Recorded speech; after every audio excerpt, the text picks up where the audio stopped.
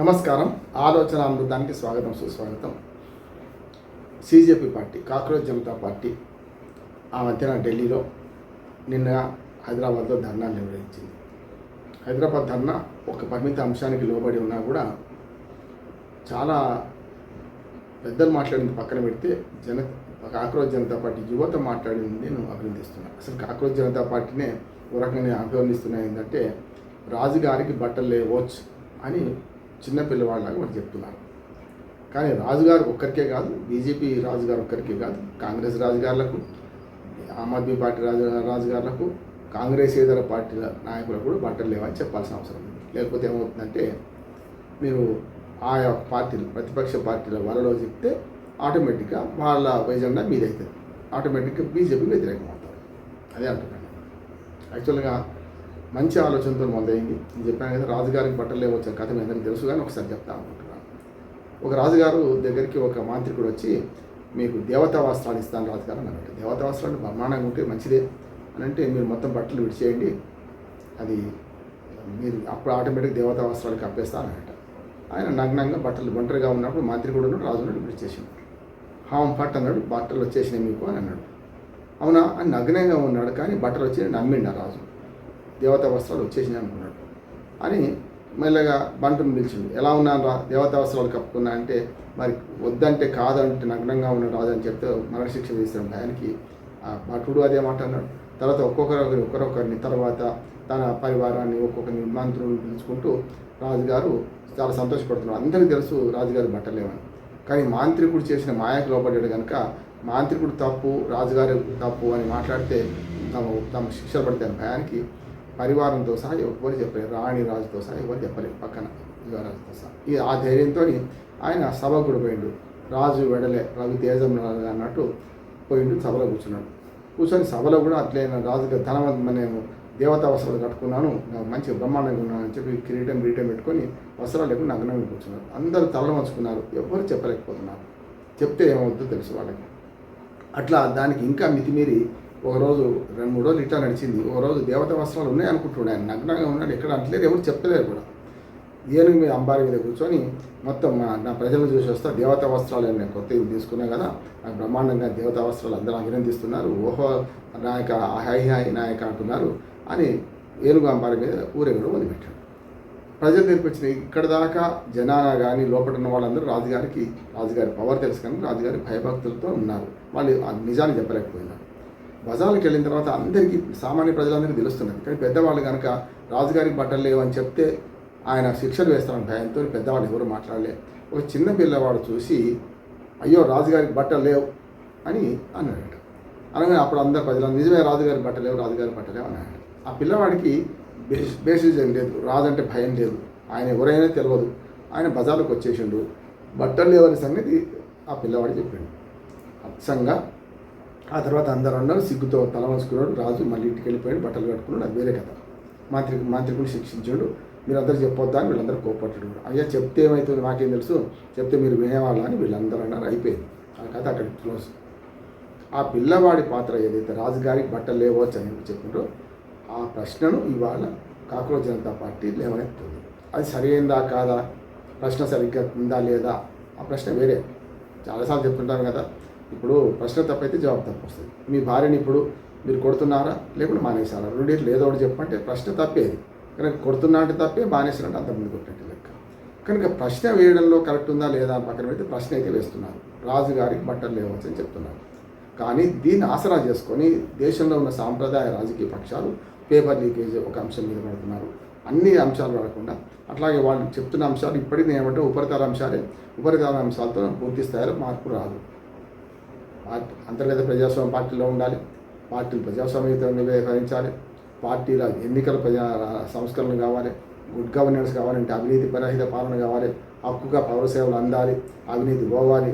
అది అవినీతి రాజకీయ నాయకులు పోవాలి, అధికారులు ఉన్నవాలి, న్యాయ వ్యవస్థలో పోవాలి. న్యాయ వ్యవస్థ మీద కూడా విమర్శలు పెట్టారు, చిబందీ చేస్తున్నారు, ఉపరితల అంశాలు మాట్లాడుతున్నారు. కానీ అసలైన బేసిక్ అంశాలు మాట్లాడటం లేదు. కానీ కాక్రోచ్ జనతా పార్టీ ఈ క్యాన్సర్ అనే మూలాలు, రాజకీయ వర్గాలలో లేకుంటే అధికారుల్లో వ్యవస్థలో ఉన్న క్యాన్సర్ మూలాలను ప్రశ్నించే పుండు లాంటిది. మనం పుండు చూస్తున్నాం కాక్రోచ్ జనతా పార్టీలో. పుండు కాదు అసలు మూలాలకు పోవాలని నేను అంటున్నాను. అందుకని కాక్రోచ్ జనతా పార్టీ ఆవిర్భావాన్ని నేను అభినందిస్తున్నాను, ఆహ్వానిస్తున్నాను. కానీ దానికి ఉన్న ఎజెండా ఏదైతుందో ఆ ఎజెండాను మెల్లమెల్లగా ప్రతిపక్షాలు హైజాక్ చేస్తున్నాయి. ప్రతిపక్షాలు హైజాక్ చేస్తే ఏమవుతుంది, ఈ మొత్తం ఫోకస్ అంతా బీజేపీ అయిపోతుంది. ఆటోమేటిక్గా ఏమవుతుంది, బీజేపీ అయిపోతే ఆటోమేటిక్గా బీజేపీ వీటిని అంచే ప్రయత్నం చేస్తుంది. దానికి తగ్గట్టుగా తాము ఇప్పటిదాకా సాధించలేని పనిని ఈ పిల్లలతో సాధిద్దామని మన కాంగ్రెస్ పార్టీతో సహా ప్రతిపక్షాలని అనుకున్న నిజం. అందుకని కాక్రోచ్ జనతా పార్టీ పిల్లల భుజాల మీద తుపాకీ పెట్టి బీజేపీని పేరుద్దామనుకుని పార్టీలని అనుకుంటున్నాయి. అందులో భాగంగా నిన్న హైదరాబాద్లో జరిగిన పార్టీ ధర్నాలో పిల్లలు యూత్ తక్కువ ఉన్నారు, ముసలి వాళ్ళు 40 ఏళ్ళు దాటిన వాళ్ళు ఎక్కువ ఉన్నారు, 70 ఏళ్ళు 80 ఏళ్ళు దాకా ఉన్నారు అని ఒక వాదన వినిపిస్తుంది.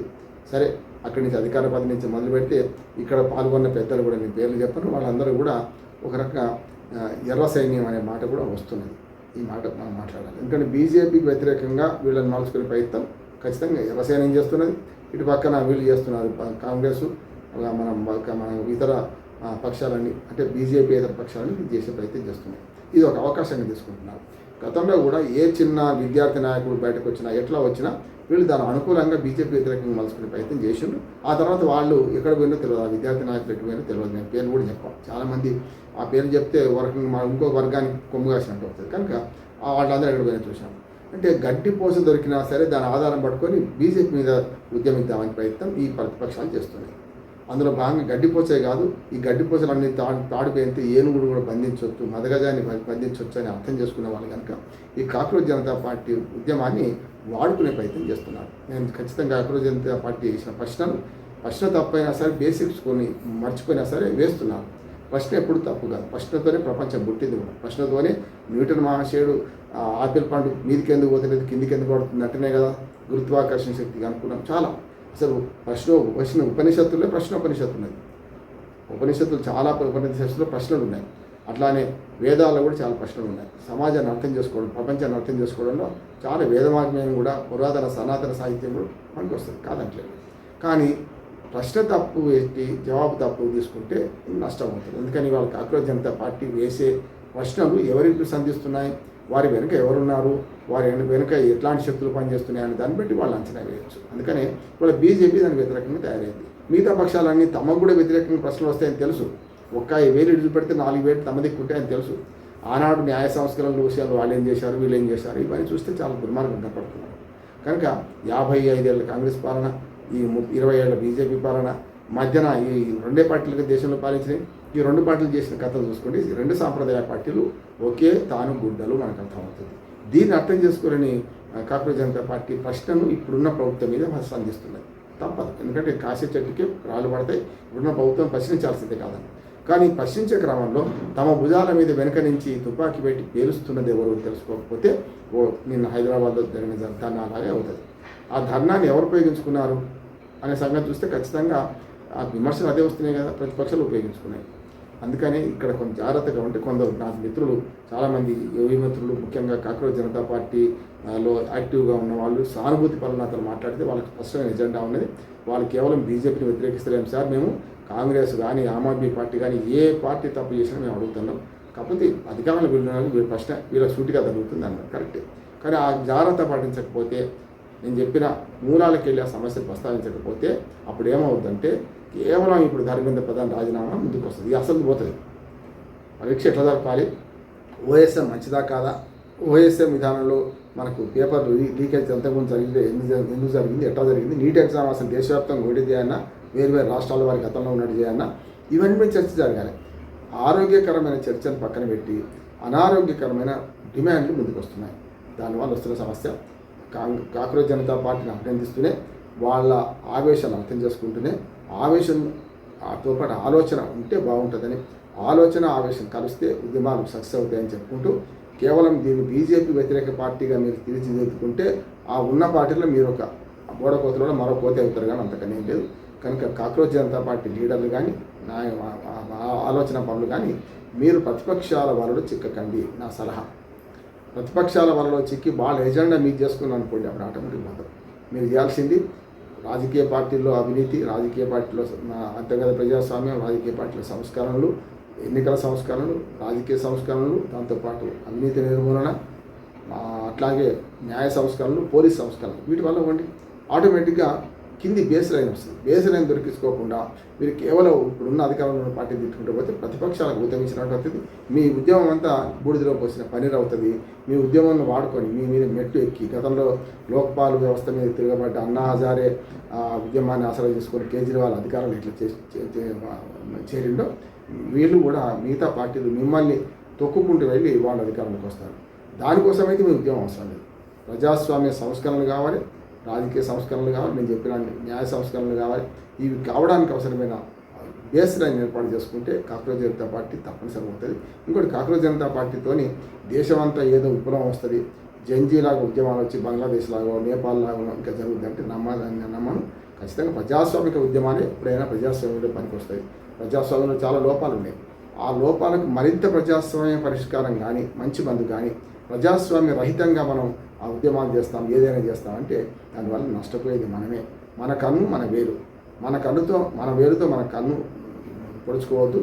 వేలు మనదే, కన్ను మనదే, దేశం మనదే, దేశభక్తి మనదే, దేశంలో సంస్కరణ జరగాల్సింది మనం అందరం కోరుకుంటున్నాం. కాక్రోజ్ జనతా పార్టీ ఈ విధంగా ఒక విధానపరమైన నిర్ణయం తీసుకొని పోతే బాగుంటుంది. కానీ ప్రతిపక్షాల చేతిలో ఆయుధంగా మారితే ఆటోమేటిక్గా బీజేపీ అడ్వాంటేజ్ తీసుకుంటుంది. మా వాళ్ళలాగా మిమ్మల్ని కనిపిస్తుంది. దానివల్ల నష్టపోయేది ఇవాళ తిరగబడి ఆవేశంగా ప్రశ్నిస్తున్న యువత మాత్రమే నష్టపోతుంది. రేపొద్దున వాస్తవం అర్థమయ్యేలోగా సబ్ కుచ్ లుటాకే హోష్ మే ఆయేతో క్యా హోతా అని ఒక పాట ఉన్నది. అదే జరుగుతుంది. అది జరగకుండా ఉండాలి. యువత ఆవేశాన్ని అర్థం చేసుకుంటున్నాను. యువత ఆవేశం ఖచ్చితంగా మంచిదే. దాంతో కొంచెం ఆలోచన జోడు చేసి జత చేసి ప్రజాస్వామ్య సంస్కరణ కోసం ప్రయత్నం చేస్తే తప్పక విజయం సాధిస్తారని నా నమ్మకం. నమస్కారం.